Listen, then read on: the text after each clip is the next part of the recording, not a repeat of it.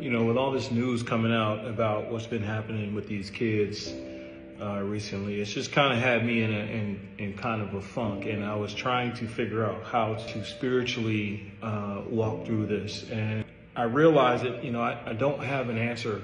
I don't want to spiritually bypass and be like, oh, this is part of the plan. This is, the universe's plan, God's plan. I'm not doing that. I don't feel in alignment with that narrative. I'm also not in alignment with the narrative. People are saying, hey, well, just ignore it because, or, don't dive into it, because it's going to mess up your energy.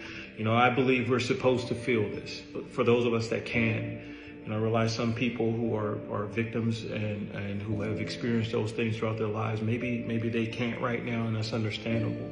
But for the rest of us, we are supposed to feel. We're supposed to feel and not be consumed.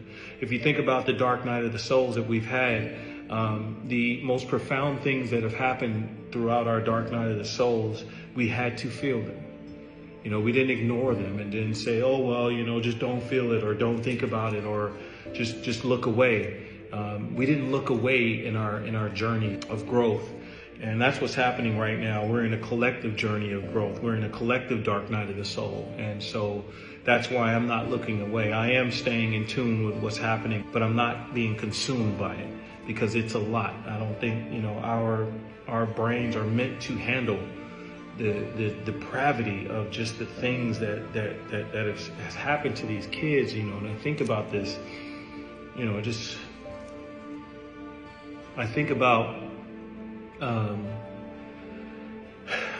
about what's happened to these kids, these young girls, these young boys, and it's a lot. And I see people talking about, don't feel this because it's too much. But, when I think about that, you know what? I am going to feel it because if all I have to do is feel the discomfort from this, and imagine what those kids went through. Imagine what they went through, so, I'll feel this for them because I don't think not feeling this is the answer.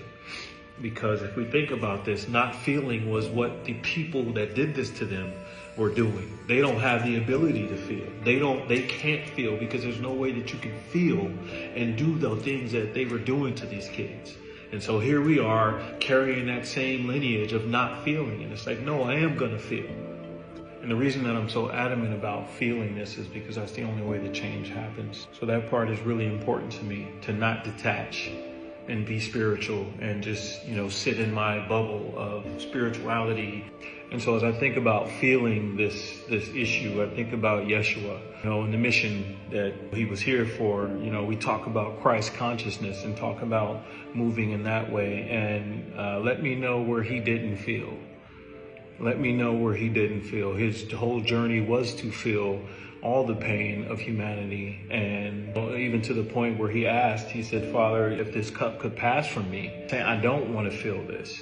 But yet and still he did feel it, so although I can't do what he did exactly, that's the energy that I'm going to follow.